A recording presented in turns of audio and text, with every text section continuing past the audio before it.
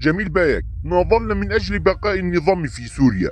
بعد تصريحات مماثلة لمصطفى قرسو، صرح جميل بايك أيضا قائلا: الفضل في بقاء النظام الأسد اليوم في سوريا يعود لنا ولنضالنا. ما دلالات تصريحات بايك؟ منذ بداية المفاوضات والمحادثات بين سوريا وتركيا، يكرر قادة البكك في تصريحاتهم وخطاباتهم أن البكك ناضلت من أجل بقاء نظام الأسد في سوريا. وكان آخر تصريح بهذا الصدد ما صدر عن مصطفى قرسو خلال مشاركته في برنامج خاص على مديا خبر البككية، عندما قال: نناضل من أجل بقاء النظام السوري على قدميه. وكذلك جميل بايك فقال خلال لقاء له مع قناة ستيرك تي في: الفضل في بقاء النظام في سوريا يعود للكرد. وتابع بايك: هدف الدولة التركية هو إبادة الكرد، هذا هو الهدف، وهي تحاول إشراك سوريا في سياسة الإبادة هذه. الدولة التركية عدوة للكرد وتحاول إبادتهم. ينبغي على سوريا أن لا تتحول لأداة ضمن هذه السياسة، ولو انخرطت سوريا في هذه السياسة آنذاك لن تبقى هناك أي اختلافات بينها وبين أردوغان. وتابع بايك حديثه: قام الكرد بحماية سوريا حتى الآن ومنعوا انهيارها وجعلوها واقفة على قدميها. يمكن أن يكون لديهم بعض الأخطاء، ولهذا يمكن أن يكون هناك بعض الانتقادات لسوريا على الكرد، ولكن يجب أن لا يصل هذا لمستوى العداوة. فتركيا عدوة للكرد، عدوة للديمقراطية والحرية، كما أنها تحقق ذلك. أما سوريا ورغم انتقاداتها الكثيرة للكرد لا ينبغي أن تصلها لمستوى العداء المدمر مثل أردوغان، وإن فعلت ذلك فستجلب نهايتها آنذاك.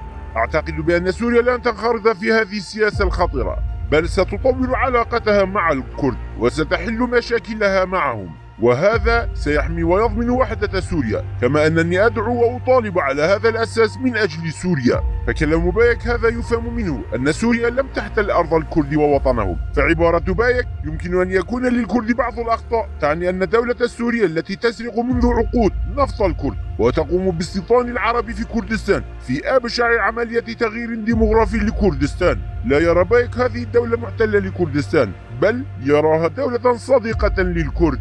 أيا ترى ما الأخطاء التي ارتكبها الكرد في سوريا؟ يعيش الكرد على أرضهم منذ عقود بلا هوية، سلبت منهم هويتهم ولغتهم الأم، احتلت سوريا أرضهم ووطنهم. رغم هذا حاربت أجنحة البكك وإصداراتها السورية يبكى أسد خلال 13 عاما الماضية بالوكالة عن النظام السوري في حلب ودير الزور والحسكة.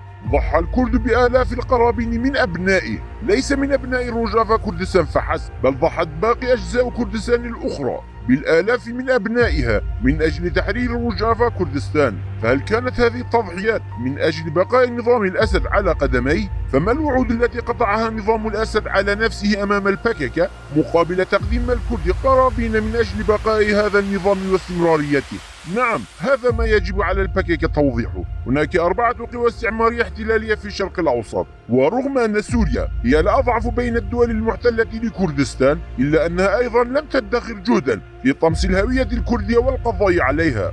نعم، في بعض الفترات قدم سوريا دعما وقتيا لبعض التنظيمات الكردية، وذلك من أجل استخدامهم ضد دول الجوار. ونظرا لأن الطغمة الحاكمة في سوريا علوية، كان هدفها دوما استخدام الكرد ضد العرب السنة، وهذا ما يفسر الدعم المتقطع للنظام السوري للكرد. وإلا فلم تبدي في يوم ما موقفا جديا تجاه قبول الحقوق المشروعة للكرد في روجافا كردستان. فحتى في العام الماضي صرح وزير التربية السوري أنهم سيسمحون لدرس اختياري واحد للغة الكردية، أي أن نظام الأسد لم يتبنى يوما سياسة الاعتراف بالكرد أو منحهم أي حقوق.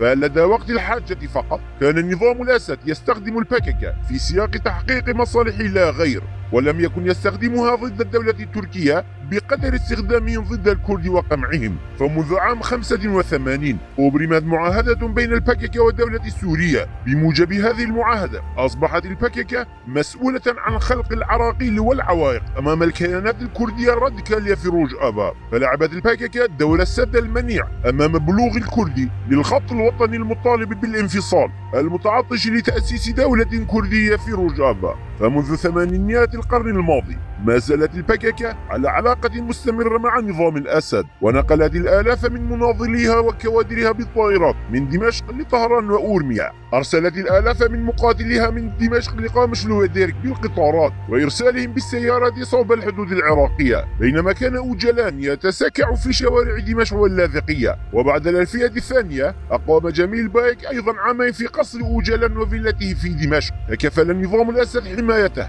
وفي عام 2002 توجه من هناك لطهران لينتقل بعدها إلى قنديل. في نفس العام سلم النظام السوري عشرات كوادر البككة من باكور كردستان تركيا للدولة التركية، واعتقل العديد من أهالي روجافا كردستان في حلب ودمشق، ومورست بحقهم شتى صنوف التعذيب، أي أن البككة وقادتها الذين كانت تربطهم علاقة صداقة وثيقة مع نظام الأسد لأعوام كانوا يعيشون في روجافا، ولكن للأسف لم يتقدم شعب روجافا كردستان ولو بخطوة للأمام، ولم ينل أي حقوق لغاية اليوم. فما تفعله البككة اليوم إنما هو استثمار محض لمشاعر الوطنيين والشعب الكردي في روجافا كردستان وتسويقها والمتاجرة بها مع الدولة السورية. وهذا الضرب من العلاقات البككية ليس محدودا بالدولة السورية، فكذلك تتاجر بمشاعر شعبه في رجالات كردستان، أي كردستان إيران مع إيران، وكذلك تبني علاقاتها مع الدولة العراقية على أساس نفوذها وتحكمها بشعب إقليم كردستان.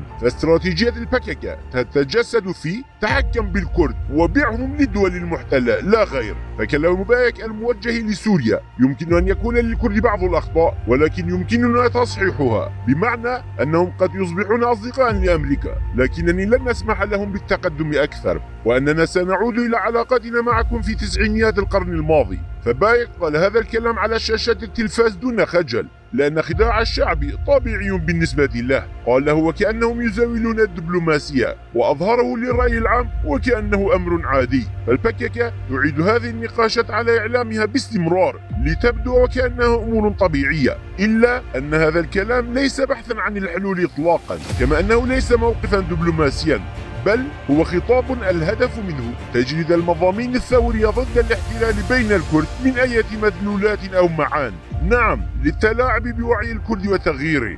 باتت روجافا كردستان عالقة بين فكي كماشة الاحتلالين التركي والسوري، تهددها مخاوف الانهيار والزوال. فهذا الإصرار في دعوات قادة البككة يأتي بمعنى لو كنا سنسلم روجافا لسوريا لا محالة فلنحصل على شيء بالمقابل على الأقل. ففي روجافا لم تتمكن الكيانات والأحزاب المعتدلة الأخرى من تجاوز تأثيرات البككة، ولو بقي قدر روجافا كردستان ومصيره معلقا بأشخاص أمثال بايك ومصطفى قرسو المنسلخين عن المشاعر والمبادئ الكردستانية، وباتت الحلول مرهونة بلقاءات مع الاستخبارات في دمشق، فإن الشعب الكردي آنذاك سيخسر خسارة عظيمة لا تعوض. فوظيفة البككة ومهمتها في الألفية الثانية انحصرت في الوقوف بوجه الكرد من حق تقرير مصيرهم في الشرق الأوسط، وجعلهم عبيدا مشردين متسولين أمام عتبة أبواب عواصم دول الاحتلال.